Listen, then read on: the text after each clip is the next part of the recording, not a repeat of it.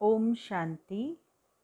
बाबा कहते बच्चे प्रवृत्ति में रहते हुए कमल फूल समान पवित्र बनकर रहना है। किसी भी प्रकार की डिससर्विस नहीं करनी। अगर देह अभिमान में आते हैं तो डिससर्विस होती है। देही अभिमानी बनने का अभ्यास इसीलिए बाबा ने हम बच्चों को दिया है और निरंतर देही अभिमानी बनना है। 10 तारीख की वाणी है। मीठे बच्चे, तुम्हें गृहस्थ व्यवहार में रहते कमल फूल समान पवित्र बनना है। एक बाप की मत पर चलना है। कोई भी डिससर्विस नहीं करनी है। प्रश्न है, किन बच्चों को माया जोर से अपना पंजा मारती है? बड़ी मंजिल कौन सी है? उत्तर, जो बच्चे देह अभिमान में रहते हैं उन्हें माया जोर से पंजा मार देती है। फिर नाम रूप में फंस पड़ते हैं। देह अभिमान आया और थप्पड़ लगा। इससे पद भ्रष्ट हो जाता है। देह अभिमान तोड़ना यही बड़ी मंजिल है। बाबा कहते बच्चे देही अभिमानी बनो।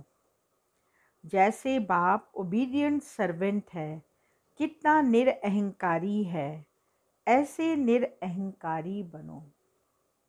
कोई भी अहंकार न हो। गीत बजा है, न वह हमसे जुदा होंगे, न उल्फत दिल से निकलेगी। ओम शांति। बच्चों ने गीत सुना। बच्चे कहते हैं हम बाबा के थे और बाबा हमारा था। जब मूल वतन में थे तुम बच्चों को ज्ञान तो अच्छी रीति मिला है। तुम जानते हो हमने चक्र लगाया है। अब फिर हम उनके बच्चे हैं। वह आया है राजयोग सिखाकर स्वर्ग का मालिक बनाने। कल्प पहले मुआफिक फिर आया है।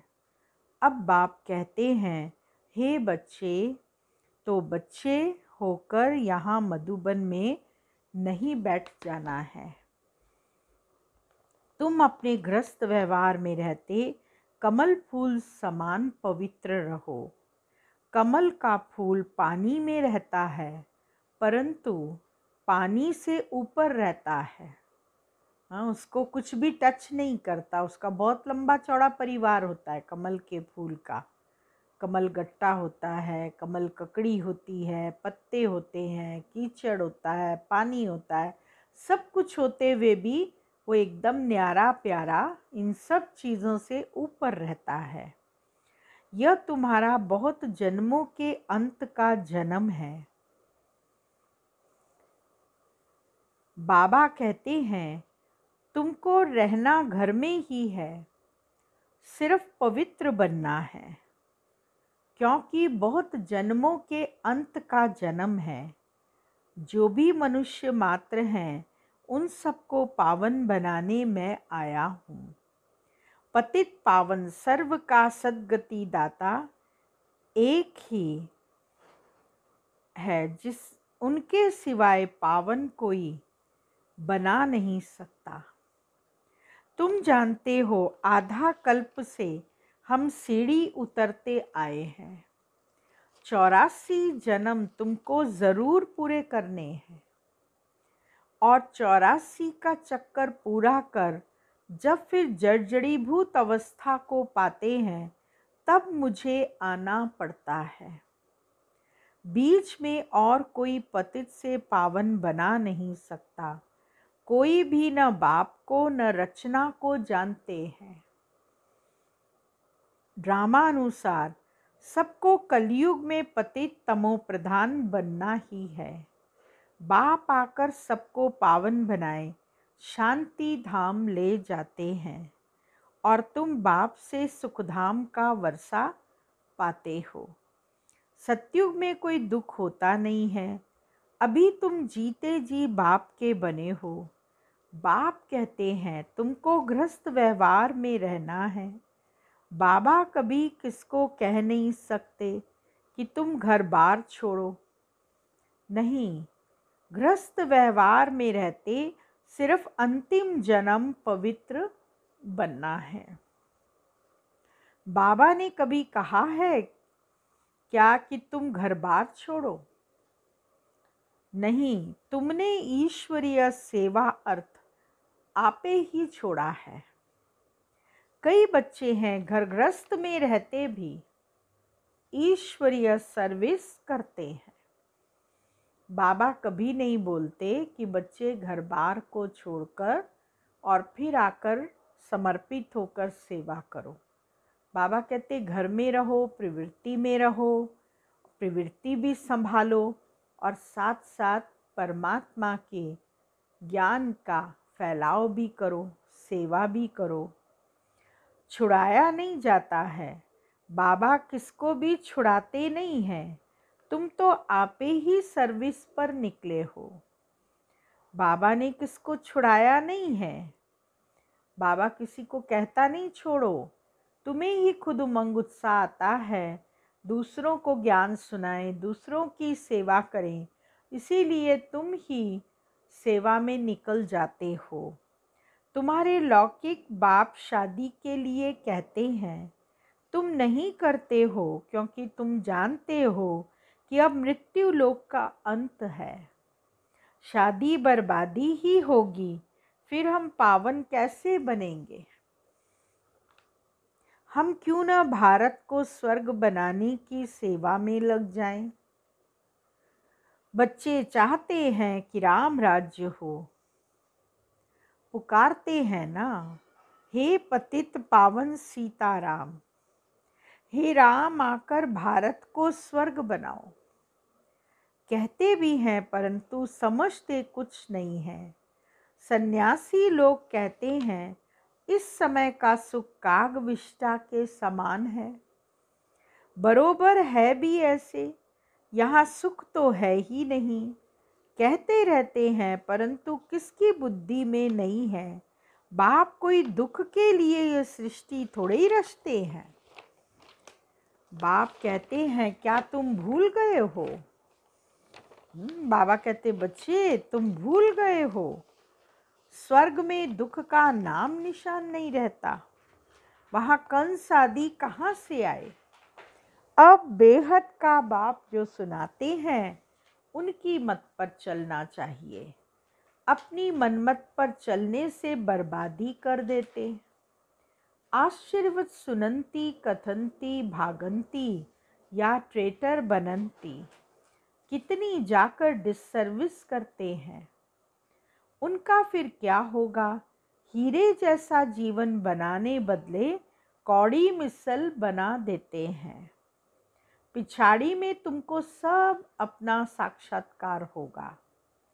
ऐसी चलन के कारण यह पद पाया। यहाँ तो तुमको कोई भी पाप नहीं करना है, क्योंकि तुम पुण्यात्मा बनते हो। पाप का फिर 100 गुना दंड हो जाएगा। भल स्वर्ग में तो आएंगे परंतु बिल्कुल ही कम पद। यहाँ तुम राजयोग सीखने आए हो, फिर प्रजा बन जाते हैं। मर्तबे में तो बहुत फर्क है ना। यह भी समझाया है, यज्ञ में कुछ देते हैं फिर वापस ले जाते हैं तो चंडाल का जन्म मिलता है। कई बच्चे फिर चलन भी ऐसी चलते हैं जो पद कम हो जाता है। बाबा समझाते हैं ऐसे कर्म नहीं करो जो राजा रानी के बदले प्रजा में भी कम पद मिले। यज्ञ में स्वाहा होकर भागंती होते तो क्या जाकर बनेंगे। यह भी बाप समझाते हैं, बच्चे कोई भी विकर्म नहीं करो, नहीं तो 100 गुना सजाएं मिलेंगी। फिर क्यों नुकसान करना चाहिए। यहाँ रहने वालों से भी जो घर गृहस्थ में रहते हैं, सर्विस में रहते हैं, वे बहुत उच्च पद पाते हैं। ऐसे बहुत गरीब हैं 8 आना व रुपया भेज देते हैं, और जो भल यहाँ 1000 भी देवें तो भी गरीब का उच्च पद हो जाता है,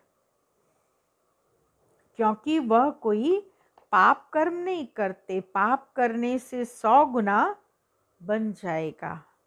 तुमको पुण्यात्मा बन सबको सुख देना है। दुख दिया तो फिर ट्रिब्यूनल बैठती है। साक्षात्कार होता है कि हमने साक्षात्कार होता है कि तुमने यह किया, अब खाओ सजा। वहाँ पर साक्षात्कार होता है, फिल्म चलती है कि इस समय देखो तुमने ये पाप कर्म किया, ये झूठ बोला, ये गलत काम किया, अब तुमको ये सज़ा मिलेगी।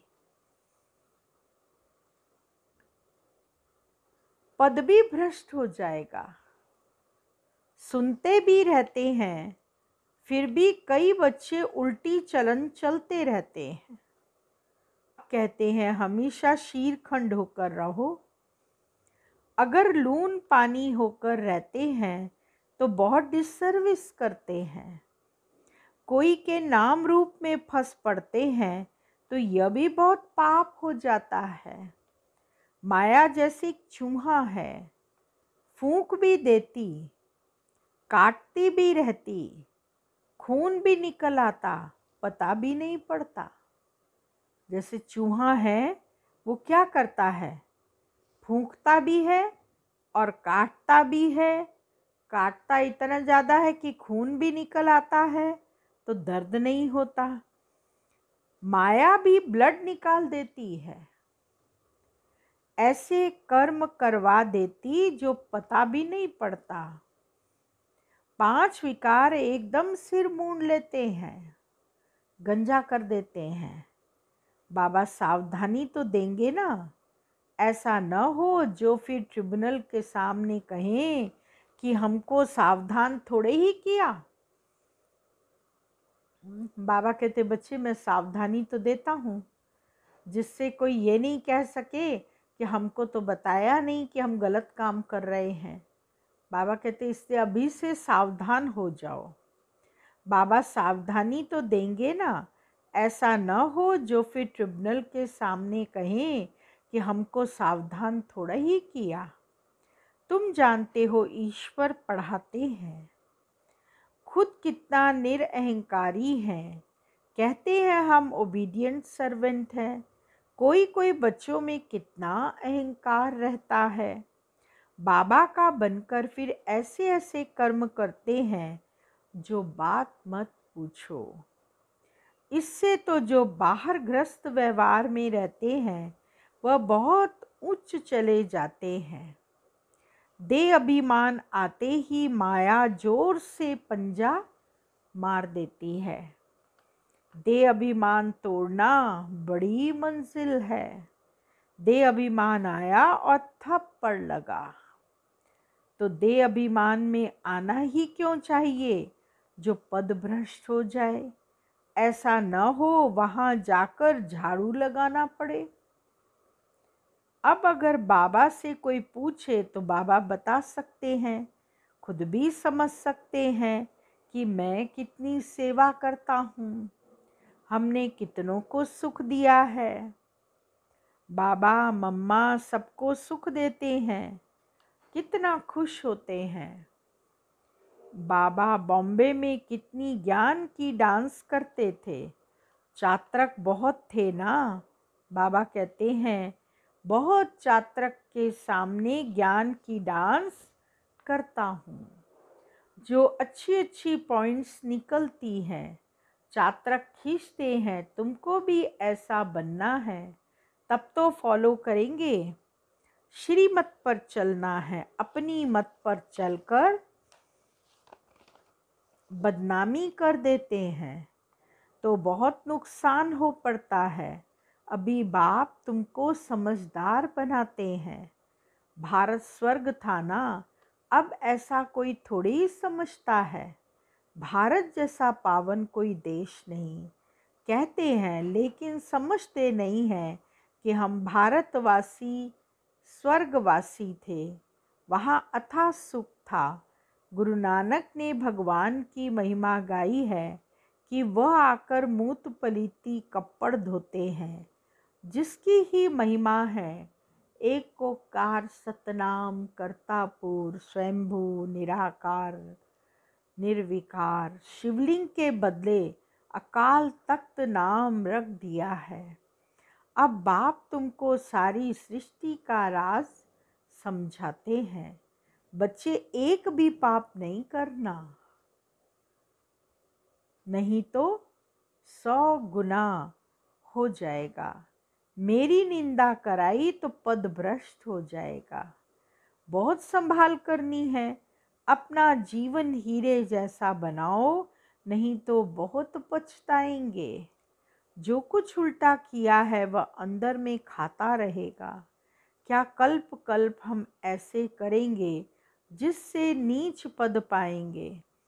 बाबा कहते हैं, माता पिता को फॉलो करना चाहते हो तो सच्चाई से सर्विस करो। माया तो कहाँ न कहाँ से घुस कर आएगी। सेंटर्स की हेड्स को बिल्कुल निरअहंकारी होकर रहना है। आप बाप देखो कितना निरअहंकारी है। कई बच्चे दूसरों से सर्विस लेते हैं। बाप कितना निरअहंकारी है, कभी किसी पर गुस्सा नहीं करते। इतना बाबा निरअहंकारी है कि बच्चे गलती करते हैं तो भी बाबा उन पर गुस्सा नहीं करते। बच्चे अगर ना फरमादार हों तो बाप उनको समझा तो सकते हैं। तुम क्या करते हो बेहद का बाप ही जानते हैं। बच्चे एक समान सपूत नहीं होते, कपूत भी होते हैं। बाबा समझानी देते हैं। ढेर बच्चे हैं, यह तो वृद्धि को पाते हजारों के अंदाज में हो जाएंगे।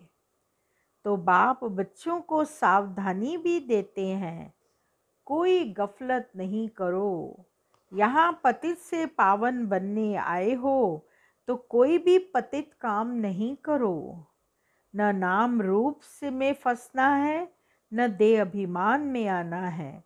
देही अभिमानी हो बाप को याद करते रहो, श्रीमत पर चलते रहो।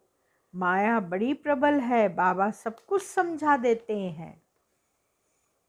अच्छा, मीठे मीठे सिकिलदे बच्चों प्रति मात पिता बाप दादा का याद प्यार और गुड मॉर्निंग। रूहानी बाप की रूहानी बच्चों को नमस्ते और रूहानी बच्चों की रूहानी बाबा को याद प्यार गुड मॉर्निंग नमस्ते। मुख्य सार है पहला पॉइंट, बाप समान निरअहंकारी बनना है। किसी से सेवा नहीं लेनी है, किसी को दुख नहीं देना है। ऐसा कोई पाप कर्म न हो जिसकी सजा खानी पड़े। आपस में शीर खंड होकर रहना है। दूसरा पॉइंट, एक बाप की श्रीमत पर चलना है, अपनी मत पर नहीं। वरदान है, दिव्य बुद्धि के विमान द्वारा विश्व की देख रेख करने वाले मास्टर रचयिता भव। जिसकी बुद्धि जितनी दिव्य है, दिव्यता के आधार पर उतनी स्पीड तेज है। तो दिव्य बुद्धि के विमान द्वारा एक सेकंड में स्पष्ट रूप से विश्व परिक्रमा कर सर्वात्माओं की देख रेख करो, उन्हें संतुष्ट करो। जितना आप चक्रवर्ती बनकर चक्कर लगाएंगे उतना चारों ओर का आवाज निकलेगा कि हम लोगों ने ज्योति देखी, चलते हुए फरिश्ते देखे। इसके लिए स्वयं कल्याणी के साथ विश्व कल्याणी मास्टर रचता बनो। खुद का कल्याण करने वाले ही नहीं बनना, परंतु विश्व का कल्याण करने वाले भी बनना है। चारों तरफ लोगों को ये अनुभव होना चाहिए कि हमने ज्योति का अनुभव किया, हमने फरिश्ता रूप का अनुभव किया। स्लोगन है, मास्टर दाता बन अनेक आत्माओं को प्राप्तियों का अनुभव कराना ही ब्रह्मा बाप समान बनना है। ओम शांति। मातेश्वरी जी के महावाक्य हैं, ईश्वर सर्वव्यापी नहीं है, उसका प्रमाण क्या है। शिरोमणि गीता में जो भगवानो वाच्य है, बच्चे जहाँ जीत है वहाँ मैं हूँ। यह भी परमात्मा के महावाक्य हैं। पहाड़ों में जो हिमालय पहाड़ है उसमें मैं हूँ, और सांपों में काली नाग मैं हूँ। इसीलिए पर्वत में ऊंचा पर्वत कैलाश पर्वत दिखाते हैं, और सांपों में काली नाग। तो इससे सिद्ध है कि परमात्मा अगर सर्व सांपों में केवल काले नाग में है, तो सर्व पाप सांपों में उसका वास नहीं हुआ ना। अगर परमात्मा ऊंचे ते ऊंचे पहाड़ में है, गोया नीचे पहाड़ों में नहीं है, और फिर कहते हैं जहाँ जीत वहाँ मेरा जन्म, गोया हार में नहीं हूँ।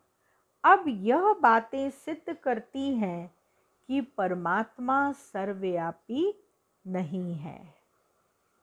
एक तरफ ऐसे भी कहते हैं और दूसरी तरफ ऐसे भी कहते हैं कि परमात्मा अनेक रूप में आते हैं।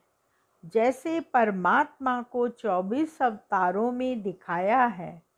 कहते हैं कच्छ मच्छ आदि सब रूप परमात्मा के हैं।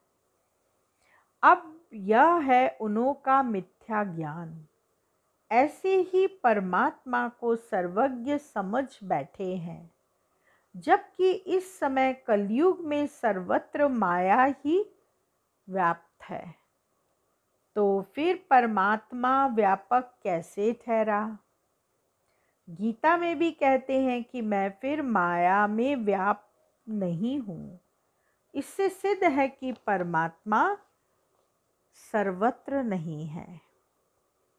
निराकारी दुनिया आत्मा और परमात्मा के रहने का स्थान। अब यह तो हम जानते हैं कि जब हम निराकारी दुनिया में रहते हैं, तो निराकार का अर्थ यह नहीं कि उनका कोई आकार नहीं है। जैसे हम निराकारी दुनिया कहते हैं, तो इसका मतलब है ज़रूर कोई दुनिया है, परंतु उसका स्थूल सृष्टि मुआफिक आकार नहीं है। ऐसे परमात्मा निराकार है, लेकिन उनका अपना सूक्ष्म रूप अवश्य है। तो हम आत्मा और परमात्मा का धाम निराकारी दुनिया है। तो जब हम दुनिया अक्षर कहते हैं, तो इससे सिद्ध है वो दुनिया है और वहाँ रहता है, तभी तो दुनिया नाम पड़ा। अब दुनियावी लोग तो समझते हैं परमात्मा का रूप भी अखंड ज्योति तत्व है। वो हुआ परमात्मा के रहने का ठिकाना, जिसको रिटायर्ड होम कहते हैं। तो हम परमात्मा के घर को परमात्मा नहीं कह सकते हैं। अब दूसरी है आकारी दुनिया, जहाँ ब्रह्मा विष्णु शंकर देवताएं आकारी रूप में रहते हैं। और यह है साकारी दुनिया, जिसके दो भाग हैं। एक है निर्विकारी स्वर्ग की दुनिया, जहाँ आधा कल्प सर्वदा सुख है, पवित्रता और शांति है। दूसरी है विकारी कलयुगी दुख और अशांति की दुनिया, अब वो दो दुनियाएं क्यों कहते हैं? क्योंकि यह जो मनुष्य कहते हैं, स्वर्ग और नर्क दोनों परमात्मा की रची हुई दुनिया है। इस पर परमात्मा के महावाक्य हैं, बच्चे मैंने कोई दुख की दुनिया नहीं रची, जो मैंने दुनिया रची है वो सुख की रची है। अब वह जो दुख और अशांति की दुनिया है, वो मनुष्य आत्माएं अपने आप को और मुझ परमात्मा को भूलने के कारण यह हिसाब किताब भोग रहे हैं। बाकी ऐसे नहीं कि जिस समय सुख और पुण्य की दुनिया है वहाँ कोई सृष्टि नहीं चलती। हाँ, अवश्य जब हम कहते हैं कि वहाँ देवताओं का निवास स्थान था तो वहाँ सब प्रवृत्ति चलती थी, परंतु इतना ज़रूर था वहाँ विकारी पैदाइश नहीं थी, जिस कारण इतना कर्म बंधन नहीं था। उस दुनिया को कर्म बंधन रहित स्वर्ग की दुनिया कहते हैं। तो एक है निराकारी दुनिया, दूसरी है आकारी दुनिया, तीसरी है साकारी दुनिया। अच्छा, ओम शांति।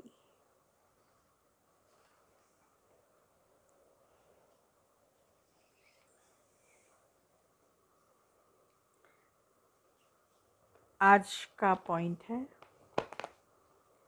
जो बच्चे परमात्म प्यार में सदा लवलीन खोए हुए रहते हैं, उनकी झलक और फलक अनुभूति की किरणें इतनी प्रभावशाली शक्तिशाली होती हैं, जो कोई भी समस्या समीप आना तो दूर, लेकिन आँख उठाकर भी नहीं देख सकती।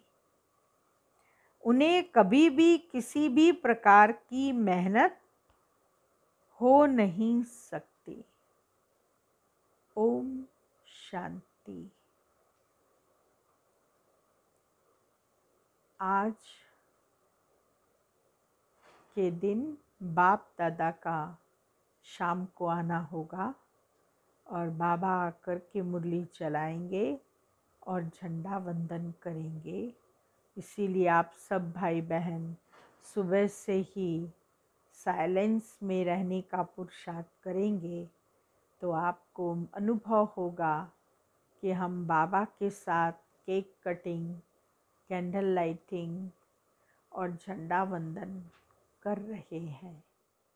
ओम शांति।